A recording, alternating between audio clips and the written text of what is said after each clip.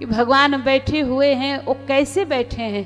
तो तुलसीदास जी महाराज लिख रहे हैं, एक बार प्रभु सुख आसीना,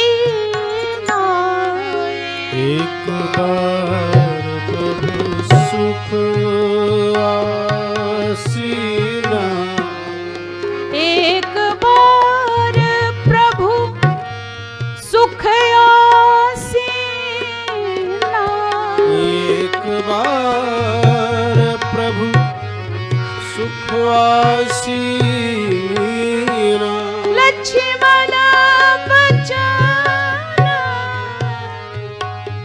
कहे छलहीना,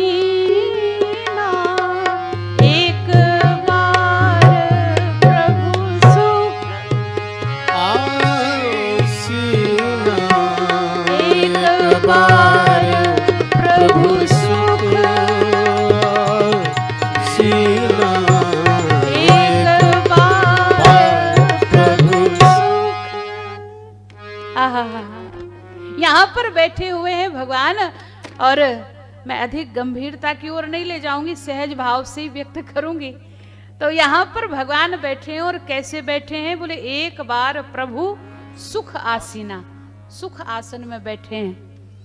और भैया लक्ष्मण ने प्रश्न रखे हैं, तो भगवान बैठे हैं। तो यहाँ पर मानो तुलसीदास जी कहते हैं और भैया लक्ष्मण बताना चाहते हैं कि हमको प्रभु से कब पूछना चाहिए या सदगुरु से कब पूछना चाहिए। कब? बोले सुख आसीना, अर्थात अपने उस सुख स्वरूप में स्थित हो, जहां पर कबीरदास जी भी कहते हैं कि बैठे ठाड़े परे उताने, कहें कबीर हम वही ठिकाने। कहीं और नहीं है, अपनी मस्ती में, अपनी सहजता में। जब ऐसी सुख की स्थिति में, आनंद की स्थिति में सदगुरु बैठे हो और सदगुरु से वहां पर प्रश्न रखे जाएं, भैया लक्ष्मण ने भी प्रश्न रखे हैं और कुछ ज्यादा नहीं पूछना चाहते हैं। और पूछा भी कैसे है, देखो, एक तो हम परीक्षक बनकर के सदगुरु के पास जाएं तो कल्याण नहीं होता है, और जिज्ञासु बनकर के जाएं तो कुछ प्राप्त होता है।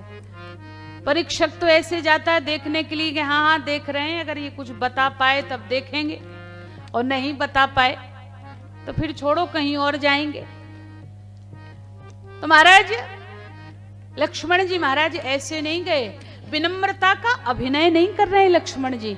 लक्ष्मण जी ने कहा कैसे है, बोले लक्ष्मण बचन कहे छलहीना, और छल है ही नहीं उनके वचनों में, पूर्ण रूपेण जिज्ञासा दिखाई दे रही है। और वह कहते हैं, बोले प्रभु मैं कुछ और नहीं जानना चाहता हूं, बस इतना आप कृपा करके मुझे बतावें कि ज्ञान, वैराग्य, भक्ति पूछना चाहते हैं। और साथ साथ यह भी कहा है कि प्रभु परमात्मा में और जीव में भेद क्या है।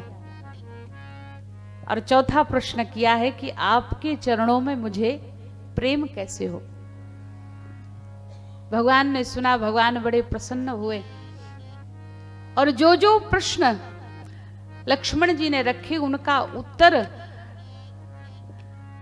देने वाले थे प्रभु श्री राम। तब तक लक्ष्मण जी ने कहा, बोले प्रभु आप कृपा करके हमको समझा कर कहें। और जैसे ही कहा कि समझा कर कहें, पर राम जी बोले लक्ष्मण हम तुम्हें समझा कर नहीं कहेंगे। फिर बोले हम तो तुम्हें समझाएंगे नहीं, बुझाएंगे। और समझाने बुझाने को कई बार लोग एक ही तरह की बात समझते हैं कि हाँ हमने उनको समझा बुझा कर भेज दिया।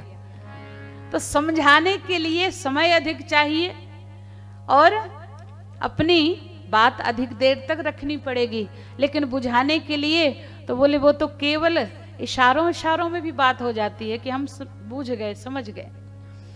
तभी तो गुरुदेव भगवान ने लिखा है ना कि कैसे कैसे नजारे देखे हैं, झूठे सच्चे सहारे देखे हैं।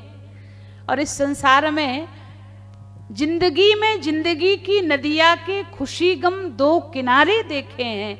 और बातों बातों में बात बन जाती, मुर्शिदों के इशारे देखे हैं। कहीं नहीं भटके हैं, केवल गुरु ने एक कृपा की नजर हमारे ऊपर कर दी है, तो उसी में हमारी बात बन गई, उसी में कृपा हो गई। तो लक्ष्मण जी के भाव को देख करके समझ गए प्रभु श्री राम जी और बोले, लक्ष्मण तुम्हें समझाने की जरूरत नहीं है। क्यों? बोले, अगर छल से भरे हुए होते, कपट से भरे हुए होते तो हमको समझाना पड़ता। क्यों? बोले, पहले से जो भरे भराए आते हैं तो पहले तो वो सफाई करो जो लेकर आए भीतर, और जब खाली हो जाओ, कपट रहित हो जाओ, छल रहित हो जाओ, तब राम कथा रूपी या सत्संग रूपी अमृत भीतर भरा जाए।